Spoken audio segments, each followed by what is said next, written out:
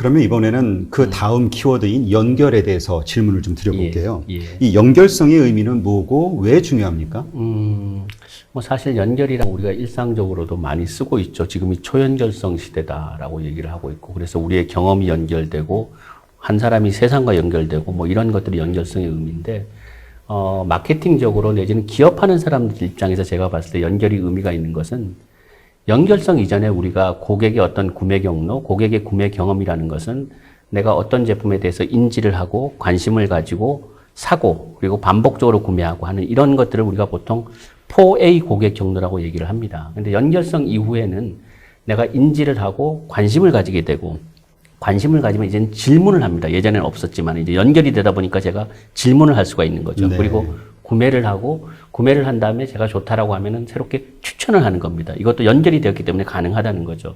즉 연결성으로 인해서 고객의 구매 행동, 구매 경험이 달라졌습니다. 그래서 질문하고 추천한다라는 것이고, 사실은 이 추천이 또 질문에 대한 답이 되다 보니까 연결성 이후에 있어서 가장 중요한 것은 추천이 중요해졌습니다. 추천. 그래서 이 추천이 사실은 그 보스턴 컨설팅 그룹에서 조사한 바에 의하면은, 그러니까 추천하는 고객을 우리가 보통 행동하는 고객이라고 해서 팬이라고 부릅니다. 그래서 한 명의 팬이 있으면은 이 사람이 일으키는 매출이 20%고 직접적인 매출이, 네. 또 이 사람으로부터 추천받아서 일어나는 매출이 한 80%라고 합니다. 즉 고객, 그 한 명의 고객, 즉 추천하는 고객, 행동하는 고객이 중요하다 보니까 이 연결성을 통해서 우리가 알 수 있는 것이, 침묵하는 100명의 고객보다 추천하는, 행동하는 한 명의 고객이 중요해졌다라는 것을 알게 됐습니다. 네. 제 말씀 들어보니까 몇 년 전서부터 그 중국의 샤오미 같은 경우는 뭐 엄청난 팬 클럽을 그렇죠. 바탕으로 해가지고 그렇죠. 뭐 만들자마자 그 물량서부터 아주 뭐라 그러죠? 아주 크게 많이 만들어서 단가도 낮추면서. 맞습니다. 예, 그 예. 막 품목마다 막 돌풍을 불러일으키잖아요. 예, 근데 예. 말씀하신 거하고 좀 연결이 되는 것 같네요. 맞습니다. 사실은 샤오미가 이제 그 미팬이라고 해서 엄청난 팬클럽이 있습니다. 그래서 이 팬클럽들이 얘기한 대로 어떤 샤오미 제품을 확산시키고 해서, 샤오미가 우리가 굉장히 보통 보면은 가성비가 있다라고 얘기를 하는데, 샤오미가 가성비가 있는 이유는 보통 삼성전자라든가 일반적인 기업들은 매출의 한 7 내지 8%를 마케팅비로 씁니다. 네. 샤오미는 바로 이런 어떤 미펀이라는 팬덤으로 인해 가지고 매출의 한 2%만 마케팅비로 쓰고도 충분한 광고 효과, 마케팅 효과를 내고 있습니다. 그것이 샤오미의 가성비의 하나의 이유이기도 하고요. 그만큼 이제 물건 값을 내리는 거죠. 그렇죠. 샤오미는. 그렇죠. 그래서 이제 우리가 거기에 열광하는 그렇죠. 거고요. 예. 그러니까 마케팅에서도 이렇게 뭔가 팬층이 있다라는 거는 기업의 이익을 극대화시킬 수 있는 요소가 있다고 볼 수 있는 거네요. 그래서 제가 아까 말씀드렸지만은 BCG 조사에 의하면은 한 80%의 매출이 추천에 의해서 나오니까, 팬층이 있다라고 하면은 별다른 노력을 하지 않더라도 우리 제품이 잘 팔리게 되는 거죠. 그래서 제품을 많이 팔게 되고, 또 어떤 마케팅 비용들을 안 써도 되니까 가격이 내려갈 수 있는 겁니다. 네. 뭐 사실 말씀을 들으면서 자꾸 떠오르는 게 대표적으로 애플 같은 경우 애플바라고 해가지고. 예, 그렇습니다. 아주 프라이드들이 강하잖아요. 예, 자기들 그 제품 그렇습니다. 쓰는 거에 대해서 자랑스러워하고. 예, 그렇습니다. 이런 게 다 연결이 되는 거네요. 예. 근데 책에서는 그 홍진영 파대라는 것을 하나의 사례로 들으셨는데, 연결성으로 뭐 예. 아주 좋은 결과를 만들었다. 예. 사실 저는 이 홍진영 파대를 처음 들어보거든요. 이게 그래요? 어떤 겁니까? 이게 이제 몇 년 전에 보면은 인생 술집이라는 예능 프로그램이 있었습니다. 네. 이 예능 프로그램이 이제 맥주 한두 잔씩 마시면서 개인의 어떤 그 연예인들 이야기들을 하는 건데, 그 프로그램에 이제 홍진영 씨가 출연하게 됐습니다. 그때 출연했을 때 홍진영 씨가 이야기한 게, 자기는 맥주 한두 잔만 먹어도 얼굴이 빨개진다라고 얘기를 했습니다. 근데 그때 홍진영 씨가 옷을 시스루 옷을 입고 왔습니다. 그래서 맥주를 먹고 났더니 몸 밑은 정말로 몸이 새빨개졌습니다. 근데 얼굴은 그대로 하였어요. 그래서 이 보던 친구들이 홍진영 씨한테 이제 질문하기 시작한 거죠. 언니, 도대체 이 미친 카바력은 어디서 나와요? 파운데이션 뭐 쓰세요? 이렇게 해서 엄청나게 이제 이 사람들이 물었던 거고, 그래서 며칠 뒤에 홍진영 씨가 별도로 유튜브 방송을 합니다. 내가 이 미친 커버력의 비밀은 바로 이 제품이다라고 해서 알려줬고, 그 제품이 품질이 됐습니다. 그래서 이게 제가 아까 얘기했던 대로 연결성이라는 것이 우리 고객의 구매 행동을 바꾸게 했다.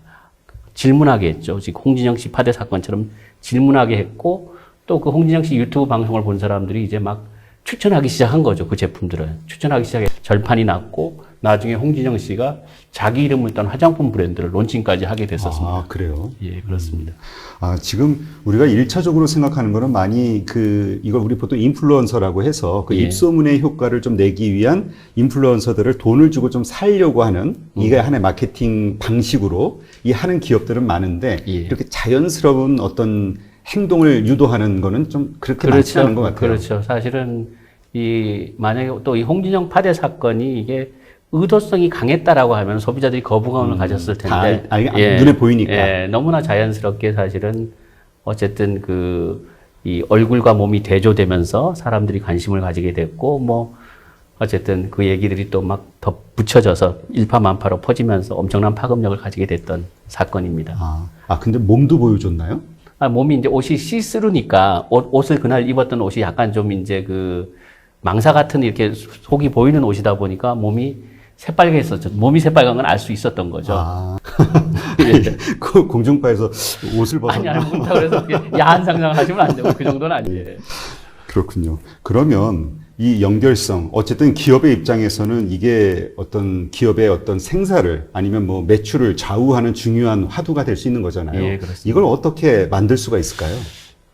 저는 이렇게 아까도 말씀하셨지만 그 홍진영 파대 사건에서 의도성이 있었다 그러면 쉽지 않을 거다. 연결성이라는 것도 당연히 만들어야 되지만 이걸 내가 어느 순간부터 연결성을 만들어야지 해서는 안 될 것 같고 두 가지를 말씀드리고 싶습니다. 하나는 처음부터 우리가 보통 이제 밥 먹고 숨 쉬는 것은 의도하지 않아도 매일 하는 거잖아요. 그러니까 네. 연결성이라는 것은 이제 기업하는 사람들 입장에서는 내가 밥 먹고 숨 쉬는 것처럼 자연스럽게 일상적으로 염두에 둬야 되는 행동이라고 말씀을 드리고 싶고, 그래서 하나는 키워드가 우리가 기업을 시작하면서 뭔가를 하면서부터 연결성을 염두에 둬야 된다. 예를 들어서 방탄소년단이 데뷔 6개월 전부터 SNS에다가 사이트를 만들어서 블로그를 하기로 했던 얘기가 있습니다. 그러니까 보통 아이돌 그룹이라고 하면 자기가 데뷔한 다음부터 그것들을 만드는데 방탄소년단은 6개월 전부터 만들었던 거죠. 그래서 방탄소년단에 정리됐던 사람 이야기를 제가 읽어봤는데 어느 날 이런 그룹이 나온다는 기사를, 준비되고 있다는 기사를 읽고 본인이 우연히 쳐봤더니 이제 얘들이 블로그를 하고 있었던 걸 봤고, 이것들을 이제 정말 무명일 때부터 보다 보니까 나의 분신처럼 느껴지고 내 자식처럼 느껴져서 애정을 가지고 같이 성장했다라는 느낌이 있습니다. 바로 연결성이 그런 거라는 거죠. 그래서 처음부터 해야 된다라는 거고, 그 다음에 모든 것을 내지는 전방위적으로 해야 된다라는 의미는 뭐냐면은 우리가 기업을 할 때, 프로모션을 할 때, 마케팅을 할 때만 연결성을 염두에 두는 것이 아니고 제품을 개발할 때부터, 예를 들어서 스타벅스 같은 경우는 최초에 그 제품을 개발할 때부터 마이 스타벅스 아이디어라고 해서 고객의 아이디어를 받습니다. 그 다음에 카카오 같은 경우는 웹툰을 만들 때 거기에 고객의 어떤 반응에 따라서 가격을 조정하기도 합니다. 그 다음에 애플은 애플스토어라는 유명한 그 매장 자체를 타운스퀘어라고 해서 고객과 이제 공유하고 있는 거고, 그 다음에 아까 프로모션은 뭐 홍진영 파대 사건처럼, 그래서 이제는 연결성이라는 것이 기업이 처음부터 기업의 모든 경영 활동의 전 과정에 연결들이 우리 숨 쉬는 것처럼 염두에 둬야 된다라고 말씀을 드리고 싶습니다. 네. 우리가 하여튼 그 기업의 어떤 그 창업자들 혹은 경영진들의 어떤 철학, 그 다음에 기업의 문화, 이런 것들이 말씀하신 이런 연결성이라든가 이런 것들과 어떻게 매칭이 되는지를 파악하면서 이 기업의 어떤 미래 가치 혹은 뭐 성장 가치를 파악해 볼 수 있겠네요. 그렇습니다. 예, 네. 그런 관점에서 보신다면 좋을 것 같습니다. 네. 자, 그럼 이제 다음 키워드인 한 명에 대해서 질문을 드리면은요. 한 명이 중요하다 이렇게 강조를 자주 하셨는데 이유가 뭐 특별히 있나요? 혹시 이제 주유소 습격 사건이라는 네. 영화 보셨어요? 예, 봤습니다. 거기서 이제 유호성 씨한테 질문을 하죠. 야, 이렇게 뭐 일본말에 조심스럽게 다구리 내지는 이 때로 몰려올 땐 도대체 어떻게 싸워야 돼? 그럴 때 유호성 씨가 이야기를 합니다. 나는 몇 명이든 간에 한 명만 패, 한 놈만 팬다라고 얘기를 합니다. 그 한 놈을 내가 집요하게 패면은 그로부터 파생된 어떤 공포가 겁이 전체 다구리를 다 이렇게 움츠리게 만든다라는 얘기를 합니다. 그런 것처럼 어떻게 보면은 제가 아까도 말씀드렸지만 마케팅이라는 게 그동안은 시장의 사이즈에 따른 효율성의 학문이었다라고 하면은 이제는 아까 연결성 시대이기 때문에 우리가 한 명만 감동을 시키면은 그 한 명의 감동이 전 세계로 전염되는 시대라고 말씀을 드리고 싶습니다. 예를 들어서 오뚜기가 가뚜기가 된 사연이 어느 소비자가 이제 오뚜기 진라면을 샀는데 막상 본인이 사보니까 거기에 이제 액상 스프가 터져 있었던 거죠. 아, 네. 그래서 오뚜기의 그 소비자 상담실에 전화를 했었죠. 그랬더니 뭐 본인도 큰 기대는 안 했죠. 라면 하나니까. 네, 그렇죠.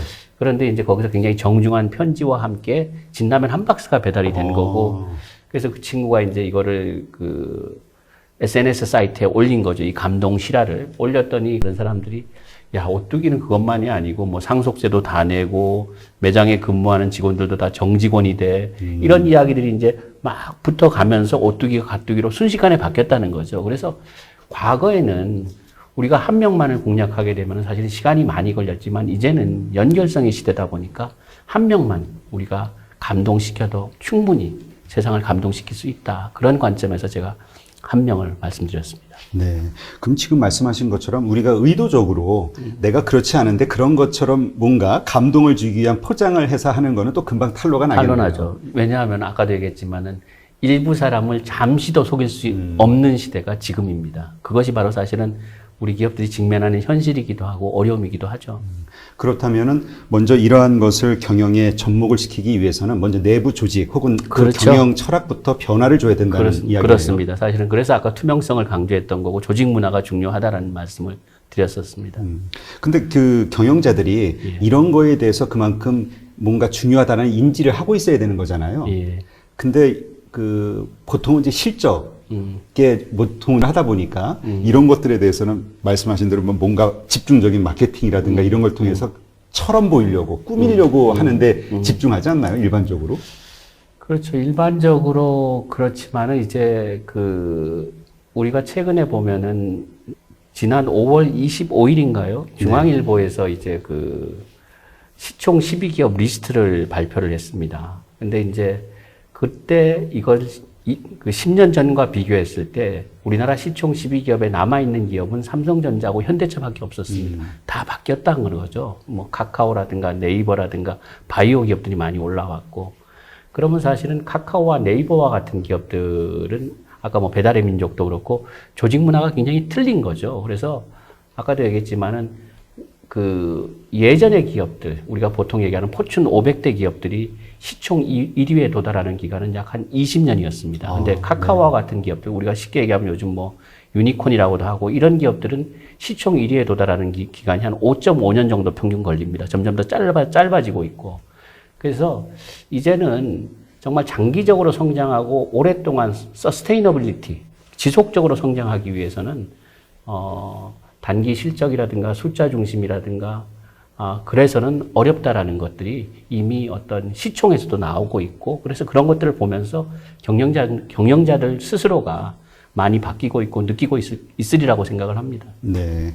그러니까 어쨌건 지속적으로 성장하고 또 그러한 가운데서 고객을 감동시키는 그러한 일들이 자연스럽게 발생이 되려면 먼저 내가 그렇게 변화가 돼 있어야 되는 거네요, 먼저. 그렇습니다. 그거를 위해서만 뭔가 마케팅으로 보이려고 하는 게 아니라. 그거는 뭐 이미 그 조직원들이 또 다 SNS에 올릴 겁니다. 하긴 내부 고발이 또 요새 많더라고요. 전직 직원. 그럼요. 이게 제일 무섭더라고요. 그 블라인드라든가 이런 다 올라가고 있기 때문에 감출 수 있는 게 없습니다, 요즘은. 그래서. 요새는 하여튼 전직이 무서운 것 같아요. 예.